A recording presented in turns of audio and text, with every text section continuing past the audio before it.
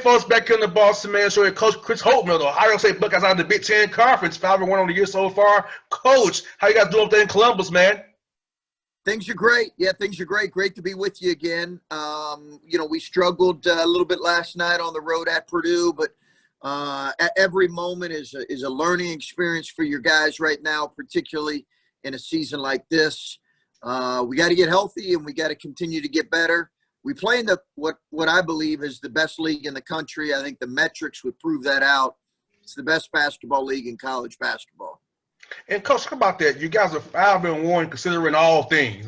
Some teams are having pauses all year long, two pauses right now, or play a game, don't play a game for 2 weeks. So you guys are 5-1. Talk about how blessed you are to be able to play 6 games so far in this COVID year we have so far. You said it. That's exactly right. I think as we kind of looked back and we were like, man, I can't believe, we got 5 games in. I can't believe we've got 6 games in, to get 5 non-conference games. We got another one, as you probably know, on Saturday versus UCLA. So to be able to get some non-conference games in has been critical. And as you said, it's amazing to be able to do it. Our guys, they get tested every single day. They've got a lot of stuff that they have to go through just to be able to get to play. Yes, indeed, Coach. Let's talk about that. Just you keeping your young men's minds sharp because, they're young kids. I'm in my 30s, you're older than me as well. So, we know we are not doing adversity in our lives. But these young men, a pandemic, they can't do what they want to. They can't be around their friends and having to get tested, be responsible, be accountable to themselves and the team and the university at all times. Talk about keeping those young men's minds sharp, knowing they have so much burden right now to be on pins and needles to say, don't make a mistake that can hurt not only themselves but their team as well. It's a lot. It's a lot on them right now. And, it's they don't get to see their families, as you mentioned. They don't get to see their friends. They don't get a normal Christmas. Now, they all, want to play, and they all voted to play around Christmas. But listen, it's a lot on them right now. And I think what you try to do as a coach is to be aware of that. And to find some fun moments where guys can enjoy, being a college basketball player in the middle of a pandemic. That's what you're trying to do. You don't want it to be all doom and gloom for them and, 2.5-hour practice days and testing every morning. And, you do want to try to find some ways where they can enjoy it. And, Coach, talk about this. Beyond being a coach, you are a father figure, a mentor, a friend, a brother, a counselor, a therapist. I mean, it's more to it just coaching basketball. People don't realize you are carrying multiple layers under that one name of head coach. Yeah, there's no question. I think in today's world, and I always think about, what I want. I want to be the coach that I would want to coach my daughter. That's what I want to be. I want to be about, caring for our guys, caring for kids, as you mentioned, all those different hats you wear and roles that you have in being a head coach. You're constantly doing all those things and trying to be that for your team and for your players, especially now, again, when they don't have the kind of contact, day-to-day contact with their with their families. So, yeah, it's a big reason why a lot of us got into coaching is because we love the game, but we love being around kids and we love having an impact on people. And I think this time, Coach, is more than ever. And being the person that you are, being a caring guy, a loving coach who really loves their players, because this time guys need love. Like I said, they're not with their families, not with their friends. They need that care and concern more than ever. Let's talk about just how the staff and yourself and everybody around the support staff, from Gene on down, try to make this environment for your guys great as it can be, knowing what we're dealing with outside of our bubbles here of Ohio State and the radio world, for me, and life in general. Well, it's interesting because you're thinking a lot about that with Christmas coming up. Mm-hmm. And, excuse me, guys being away from their families and how to make that a meaningful, couple days, even though we're going to be practicing. We play on the 23rd, we play on the 26th. But, and there's rules about how congregating together and all those things. But, we're trying to do some things to make it special, whether that's tell the parents to send some gifts, and we'll open them up at my house on Christmas Day with our team having a meal over there. I I think in the middle of all this right now, you want perspective for your kids and for your guys, and you don't want it to be again. We had a tough loss last night, but there's a lot of bigger things right now going on, and it's important to have that perspective. Yes, indeed, Coach. And also, you kind of mentioned about the parents as well. How much are they been connected to you more than ever now, because you have their kid away from them, and the parents have got to be involved with them now via Zoom, via talks with you guys. Not just about playing time anymore; it's about life issues now. So how's it looking with the parents have changed now since this whole COVID thing has happened? Well, it's hard on them too, because they don't get to see their sons, and that's a difficult thing for them to not be able to see their sons, to come to games. I think they've come to one game. They came to I believe they came to the Notre Dame game. We won. Some of them came last night, but it's hard because we're not allowing families here at our place. So, I think at the end of the day, it's a difficult thing for our guys and for parents, but they managed it great. We have great parents, great people.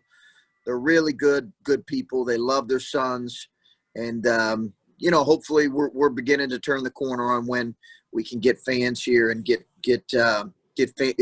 most importantly, get families here. And Coach, as far as you guys training this year, how was trying to get your guys not to go crazy and jump into it real fast? You want them to not have those soft tissue injuries that happen when you jump into it too quick. How was trying to make sure your guys pace themselves? And I know they want to get out there and play to be in the house all those months. How was that getting ready to play this season here? We've really tried to watch that. It's a great question, because we've really tried to keep an eye on all of those things.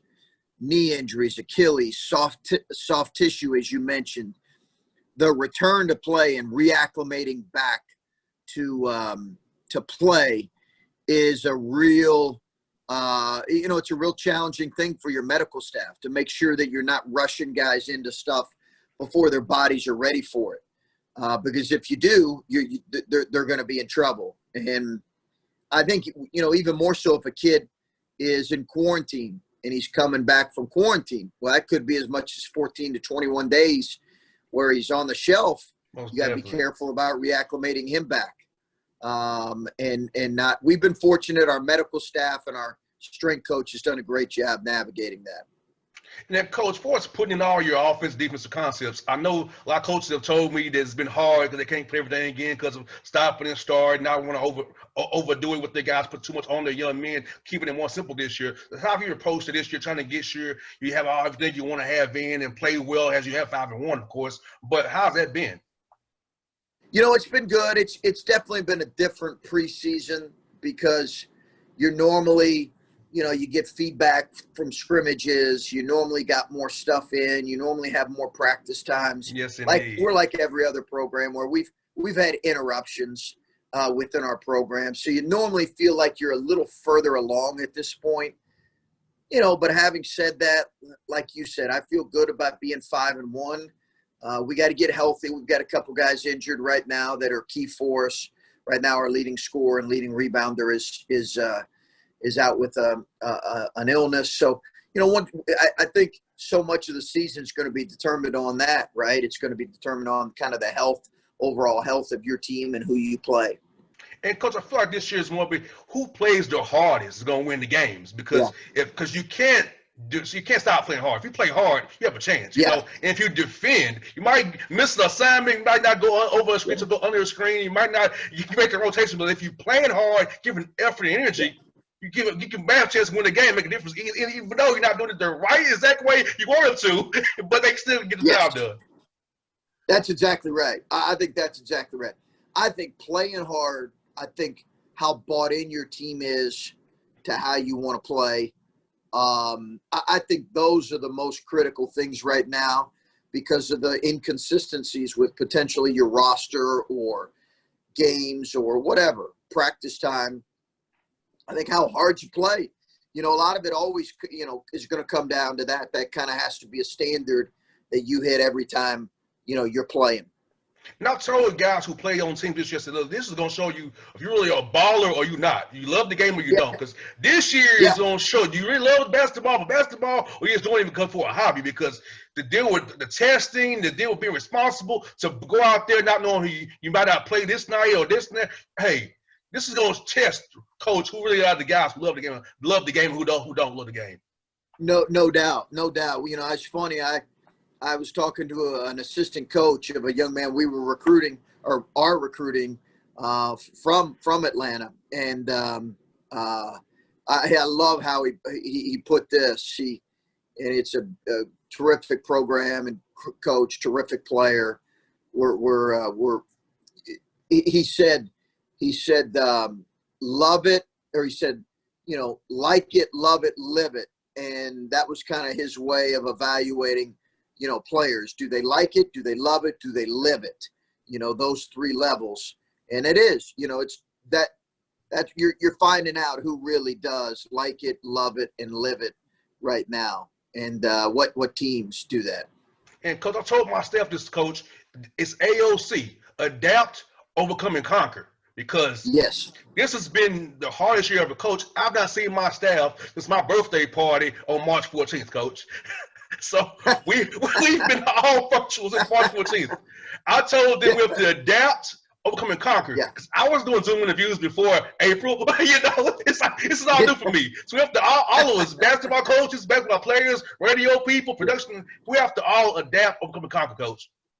You called it. That's exactly right. I'm in complete agreement. That's what we got to do, and we really got no other choice. And we got to help each other do that too. We got to help each other be able to adapt and overcome. I love how you put that. I think we're all missing that connection with people, missing that connection with our closest family and friends and colleagues and staff and all that. But I'm with you. I'm with you, my man. It's what we all have to do. And coach, sports recruiting via Zoom, how was that this time around? I know you like to be in person and meet families and kids in person. How's the recruiting via Zoom? Showing that great campus you have in Columbus there via presentation on Zoom there. It's been good. It helps that everybody's on a level playing field, so you don't have, one of the things in recruiting is you're always worried about someone else kind of having a recruiting advantage in some way, some capacity. We're all on Zoom right now. We're all doing the same thing. We're all trying to build relationships on FaceTime and Zoom. So, we've recruited very well. We're very excited about our 21 and 22 classes and commitments that we have right now. Very, very excited. But we got to continue to, we got to put some finishing touches on both classes. And coach, you kind of mentioned recruiting Atlanta. Talk about how the great AAU teams down here, the great high school ball here, the great trainers down here as well for all the young men down here who love the ball out, man. Talk about it's the city of Atlanta and how it's such a great setup and structure for giving you guys great young men who are ready to play as freshmen. Yeah, it's a great basketball state and city. Atlanta's a great basketball city. Tremendous AAU programs, tremendous high school programs, elite talent. I think we all know that. Elite talent. Really good coaches at both high school and AAU. And, yeah, it's been an area that we have a young man, Gene Brown, on our team right now, who was coached by his dad, Coach Eugene Brown. So, it's been good. And we obviously we continue to recruit there. We're just really, really excited because it's a great, great area of hoops. A lot of competitive guys come out of that city because they're used to playing against really, really good players. Oh, yeah. And we want to continue to recruit. I love the city anyway. So anytime, the staff tells me, hey, listen, we like this young man in Georgia or Atlanta, like, okay, get me on a plane. Like, get me south here. Get me on a plane here to some warm weather. Yeah. And I'll go to the varsity, grab a quick meal and go recruiting. You got that right, Coach. I'm gonna ask you, so you got a game club you mentioned Saturday against an old in-state foe in Mick Cronin at the UCLA. Now, talk about that, man. I know you guys are battling recruiting down on the court, so get see him one more time, bringing the Bruins down and see you guys. Yeah, we had it was a little bit of conflict between I believe Kentucky and UCLA, so we swapped opponents. So we got a quick turnaround. As soon as I get off here, I'm going to get to work on preparing for them. They're a really good team. I think they're a really good team. So it'll be a great challenge for us here. It'll be a great challenge moving forward. But, I think our guys will be ready to kind of move on from last night and get ready for them. Well, Coach, I thank you for your time today, especially after last night. Still come on the show doing it with me today. And, Coach, have a Merry Christmas and Happy New Year, and be blessed and be safe, Coach. Bossman, great seeing you. Appreciate it. Be well. Be safe as well. Anytime, Coach. You be good, but good luck on Saturday, man. Thank you. All right, now. Take care.